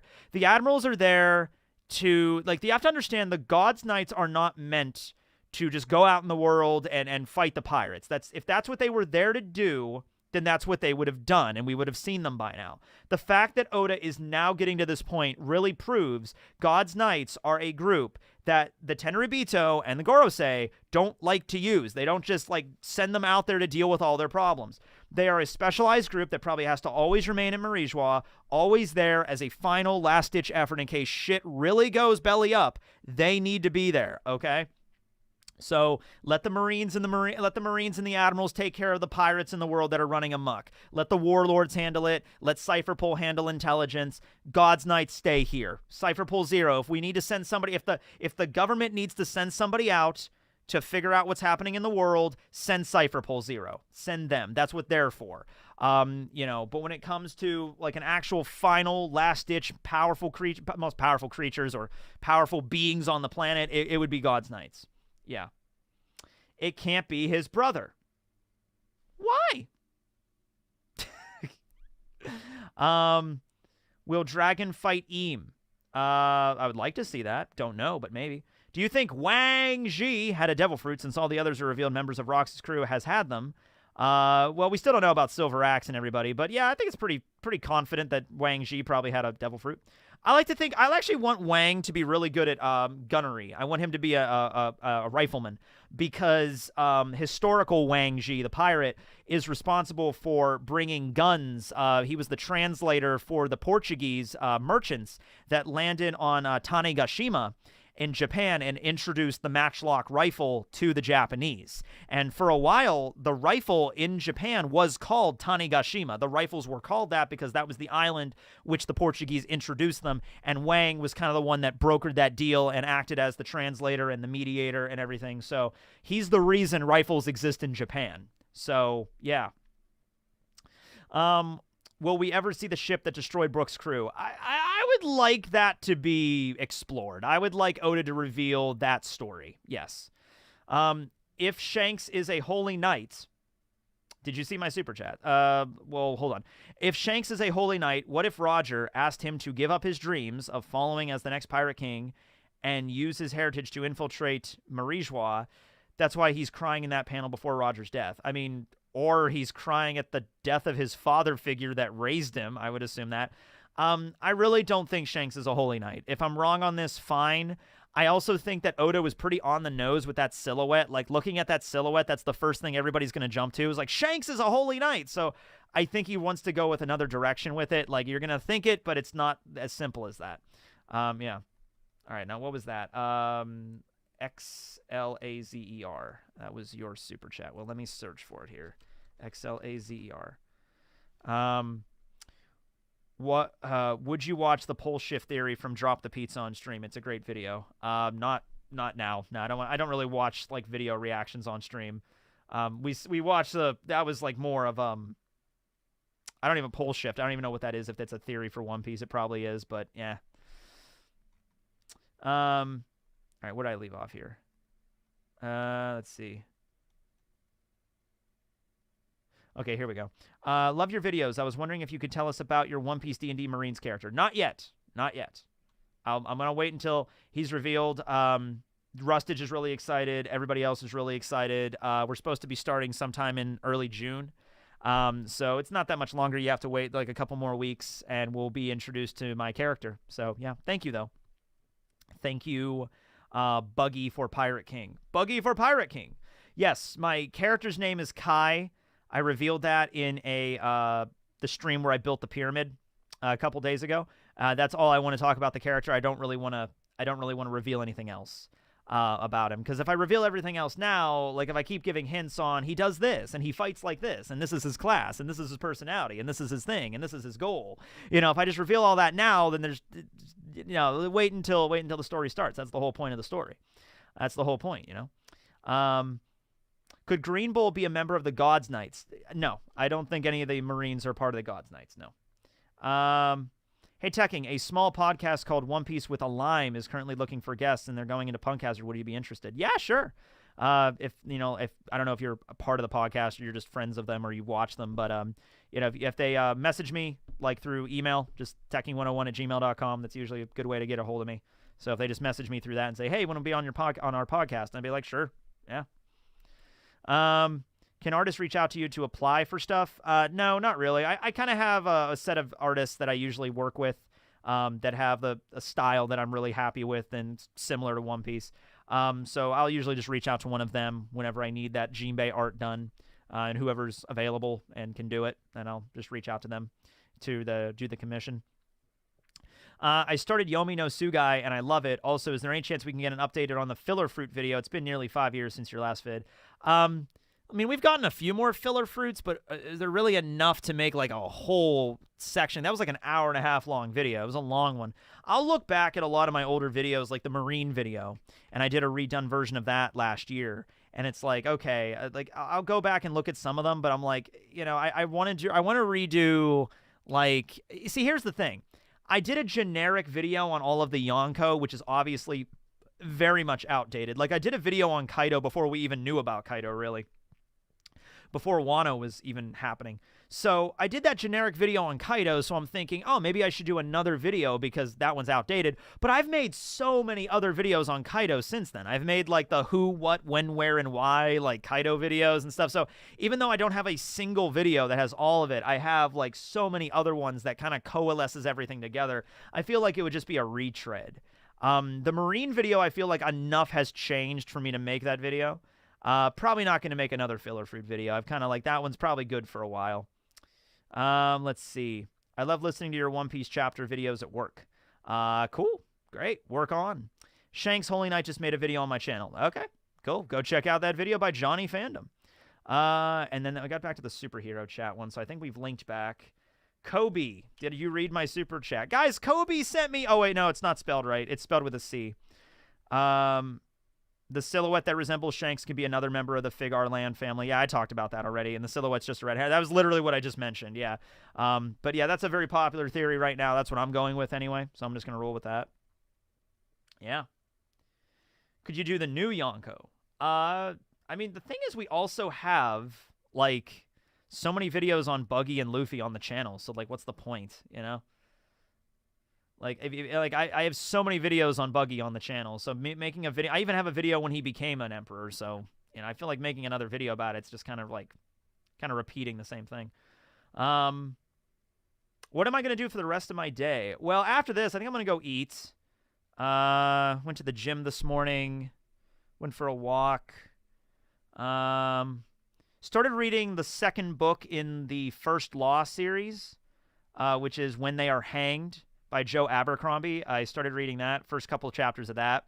So I'll probably go upstairs, probably eat, probably finish reading some more chapters of that. Tomorrow I'm doing nothing but playing Breath of the Wild 2. Tomorrow night I'm going to go down my friends to play D&D. But yeah, all day tomorrow I'm just playing Breath of the Wild. Just playing Tears of a Kingdom. I'm so pumped. I can't believe I can't believe Breath of the Wild came out 6 fucking years ago. 6 years ago. My God. I think I got all the super chats, by the way. Yeah. 6 years. Did I ever tell you the story of how I got my Nintendo Switch? It's a story. It's a more interesting story than just I went into the store and bought the Switch. I mean, that is what happened, but there's more to it than that. All right? Like, there's more to it than that. You missed the second half of mine. All right. Well, let's hold on here.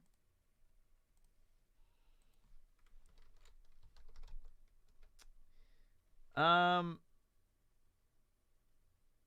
which of the Titanic captain's fruit do you hope it would be? Oh, like Wang Ji. Well, they're all accounted for right now. Unless, oh, you mean like, oh, they got a fruit from Wang Ji and they gave it to a Titanic captain.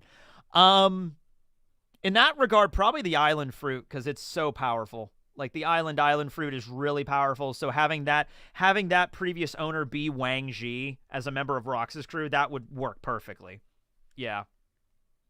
All right, so the story of my Switch. It's not really that long, but I'll tell you. So I was an idiot and didn't pre-order the Switch. So I was like, not a big deal. And so, of course, when it gets released, it's sold out, like, everywhere. So I want to play, and everybody starts commenting and sharing Breath of the Wild footage on Facebook and stuff. Like, look how cool Breath of the Wild is. And I'm like, I want to play it. And so I go to the store. I bought the game. I had the game, but I didn't have the Switch. I had it for, like, a month. So I remember going into Walmart. This was back when I worked at Dollar Tree. So after work, like, every day, I would go into Walmart, go into the electronics department, and just look to see if they had it. And I did this for weeks. I did this for weeks and weeks and weeks, like going in there like after work every day. And I eventually stopped. Doing it because I'm like, they're not going to get, they didn't have it in yesterday. They didn't have it in the day before that or the day before that or the day before that. There's no point. I'm not even going to do it anymore. So like a couple of weeks go by or whatever. It was actually April 1st. It was April 1st, 2017. And I get off work. And I'm like, you know what? Let me just go into Walmart really quick just to see if they have it, just to see. They probably don't. So I go in, and I go into the back of the store, and lo and behold, there is a single Nintendo Switch in the case, and there's like a father and son like looking at the case. Like the son is like 5 years old, and his dad's down on one knee, and he's like, oh, look at that. That's the Nintendo Switch. And the son is like, wow. And I'm looking at it, and I'm like, sorry, kid, I'm buying this Nintendo Switch. And I like immediately went over to the counter and I'm like, yeah, I gotta hurry up. This kid is like, you know, having the sparkle in his eye where his dad's like, Dad, can I buy the Nintendo Switch? And the father's like, well, maybe. I'm like, no, we're getting done. I'm gonna go buy this immediately. So I go over to the counter and I'm like, hi, yeah, I would like to get a console. I'd like to get a Nintendo Switch out of the cabinet. Like, I thought he was going to say, like, oh, we don't actually have a Nintendo Switch. That's just like a display box. I thought he was going to say that because it was like, they were sold out like everywhere at this point. Like, even online getting one for a reasonable price was rather difficult. They just didn't have any. And so, not as bad as the PlayStation 5 was, but still, you know. So I thought there was going to be like something to it. Like, you didn't think it would be this easy to get to Nintendo Switch, would you? And I'm like, I don't know. So he goes over and he opens the case. And I remember he goes in and gives me the box, and like the father and son are there. And I remember the father being like, it's all right. Maybe you'll get one for your birthday, slugger. I don't think he actually said slugger, but maybe you'll get one for your birthday. And I'm like, I felt a little bad, but I'm like, this kid is like a little kid. He's got Christmases, he's got birthdays, he's got so many other moments in his life where he's going to get a bunch of shit for free. I'm getting this Nintendo Switch, kid. I'm sorry. So we go over and we check out, and I'm just like, I can't believe you have this in. Like, is this the last one? And he's like, this is what he tells me. He's like, yeah, actually, it's crazy. This was an order. This was a pre-order. Somebody ordered this Nintendo Switch online, but they never picked it up. So the policy at Walmart is like, if you don't come in to pick up your shit after like 3 or 4 weeks or whatever it is, we take it and we put it on the shelf. It's for sale. And so we had it. No one picked it up. We called them. We sent emails. No one responded. So we put it out on the shelf like a couple hours ago. And I was just perfect time. And it was April 1st. So I was kind of like, you messing with me here, man? You messing with me? And, I said, no. So that's how I got my Switch. That's how I got my Nintendo Switch. And then I went home and played Breath of the Wild all night. Dream crusher. Oh my god. That kid probably got a Nintendo Switch within a couple months after this. It was fine. Now it's like, little did Tekking know that child never received his Nintendo Switch, and he was upset that he never got a Nintendo Switch, and now he's plotting to take over the world. It's like, and then like, it's like gonna be in like 20 years, that kid's gonna find me and he's gonna like, go up to me with like a knife or like a sword, and he's like gonna be this brutal dictator, and he's like, you took my Nintendo. He's like, you took everything away from me. And I'm like, I don't even know who you are, man. And he's like, you stole my Nintendo Switch. Oh, hey, wait, man. No.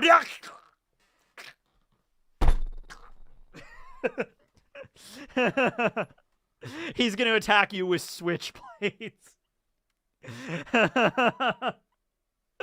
Yeah. He takes out a Joy-Con and it's been modified into a switchblade. And yeah. That's how supervillains are born right there. Yeah. If I was that kid, I'd unplug your life support. Like, I'm in the hospital. I'm like 88 years old. I'm like, and I just like open my eyes, and the kid is just at the foot of my bed, and he walks over, and he's like wearing like hospital scrubs, and he got that job at that hospital just because he knew I was there on life support. And he walks over, and he's just like, oh, look, a Switch. Click.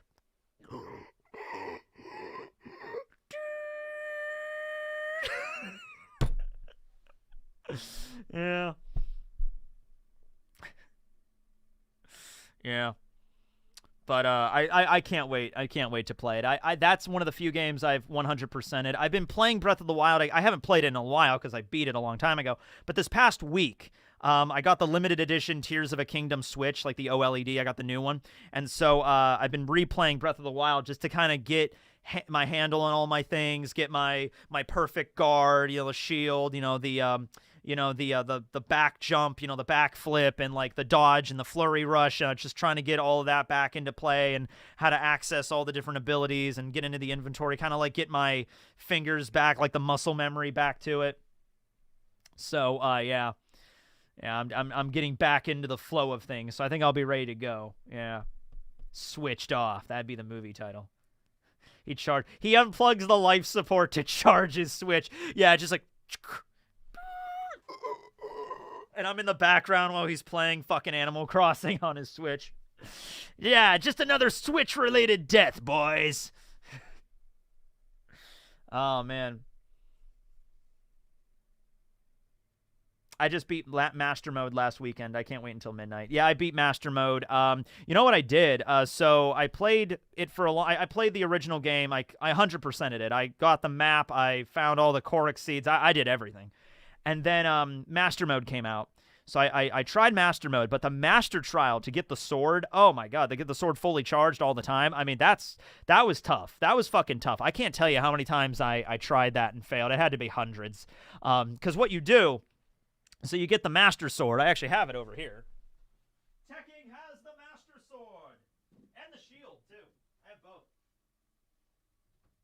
Yeah. Ha-ha! The fate of Hyrule is now in my jacket. Yeah. So, by the way, I love how in Breath of the Wild you have to go through this big, long quest to get the Master Sword, and it's like you have to do all these trials, and then the shield, the Hyrule shield, the Hylian shield, you just buy it from a guy. You just like go up to this random dude and you're like, hey, what do you got? And he's like, oh, I have some wares. And it's just like the greatest shield in the land. You know, just like, yeah. Anyway, granted, in order to unlock the merchant, you have to finish this super long quest. I think it's the longest quest in the game where you actually build your own town. You help these guys out building a town, and you have to travel all over the world and get people to come and join the town and the community, and it takes a long time. But you eventually, yeah. The Hylian shield you get in the Knight's Training Room. Oh yeah, that's right. You also get it from the dungeon, right? But you can, oh yeah, that's like, you can also buy it. He's a merchant that sells you, like, if you ever lose or destroy any kind of like DLC item or item that can't be found in the game anywhere else, you can buy it back from him. I think his name's Donovan. So that's what he's for. You don't buy it from him originally. You get it from somewhere, and then if it ever, because it can be destroyed. It's not like the Master Sword, where the Master Sword can never be destroyed. But if the shield is destroyed, you can buy another one from him. That's it. Anyway. So, what was I going to say? Something about the Master Sword Trials. So, what the Master Sword Trials are is you get the sword from a quest, like in the game, like in the campaign. Not the campaign, you don't have to get it. But anyway, it stays charged for a certain amount of time, and then it loses its charge, and then it has to recharge. You can't use it. So, there's a trial that you can do in the Master Mode DLC where you can do this trial, and if you finish the trial, it stays at 60% all the time. Sadly, my super chat was missed. Well, John, we can take care of that right now. Hold on a second. I've been watching the One Piece and... Oh, wait, okay. Hey, been watching One Piece, the anime, and you finally started reading it and just got... I read this like 3 times. It's just got to the chapter T-Bone is in. I had forgotten how bad he is. Oh, no, sorry, that was another one. That was another one that I read about T-Bone. But yeah, T-Bone was really badass. I made a whole video about him. I really am kind of tore up about his death. Barry was beside himself for days. But dude, T-Bone, man, he really stuck it through. Yeah. Sorry about that. I saw the same chat. Sometimes if somebody puts, like, you know, the same name, like if I see Akainu in a super chat and I scroll down and I see Akainu again, I'm like, oh, it's the same. I just read that. You know, sometimes I'll get confused with that. I apologize. But anyway, so there's a master trial where you appear in this room and a series of rooms. It's like 15 rooms that you have to fight through, and you have none of your gear. You have none of your gear, and you're butt naked, and you gotta start like gathering just the weakest, like they give you like, okay, here's a stick, here's a rock, you know, you have your magnesis and like bombs that you can throw. You have those things. You have the cryo stuff. You can freeze time. You have that stuff. But yeah, I don't even think. Also, I don't think you can use any food in this room. Any of the food that you take, you can only use the supplies that are given to you in the room. So you got to do that for like 15 rooms with increased difficulty. And it's no joke because you have no armor really for the most part. And you could get to a point where one hit could kill you. Maybe not one hit, but like you could die really easily in these rooms. So it's a pain. Russ is, yeah, spamming. Hold on a second. I'll just put that in timeout for the moment. Don't spam. Do not spam. But yeah, that's that. You can buff yourself before. Yeah, that's actually the trick I ended up, because I tried it. I must have tried it dozens of times, and I kept failing. And then I was so frustrated, I put the Switch down, and I kind of didn't touch it for a while. And then a couple of months later, I came back to it, and I'm like, all right, let's do this fucking Master Sword quest. And I was looking online at that point, like, how do you do this? And he's like, oh, you can make food and then buff yourself before you go in. And I'm like, oh, okay, that sounds good. Yeah, let's do that. And I did that, and I did there was like a recipe you could do to get like the maximum attack. I can't remember if I did attack buff or defense buff. I think I just did the maximum attack buff. And there's like a way you can cook a food that's like 15 minutes attack buff or something. And I'm like, all right, let's go. And that's how I ended up beating it. But it took a while. Even with that, it still took a while, because you got to like memorize, like, all right, there's a Boca Goblin over there, and you attack it, and then there's a Moblin over there, and you attack that. All right, then you pick up this crate and you throw it, and then you take this and light it on fire, and then you stab this, and just like you got to be a well-oiled machine to get through it. It really is a pain. But anyway, with that being said, I think I'm gonna get going. Yeah, Guildarts is the God Knight. It's Guildarts, yeah, the whole time. I'd be okay with that. Guildarts is badass. All right. Well, I'm going to get going. I'm going to go eat. Thanks, you guys, for watching. Thanks to everybody that super chatted. Another person is like, sadly, my super chat was missed. I'm like, I read it. All right. You guys all have a good night. And you won't hear from me tomorrow. Saturday will probably be a video. Wait a second. Saturday will be a video. Sunday will be something. Are you going to be streaming Zelda? I don't know. I don't know if I will be. I might stream it later, but not when I first play. I just want to play it. I just want to play the game and just not worry about commentary. I just want to play the game and just immerse myself in it. Yeah. Well, anyway, that's what's up. You guys have a good one. This will be Tekking signing out. Later, everybody.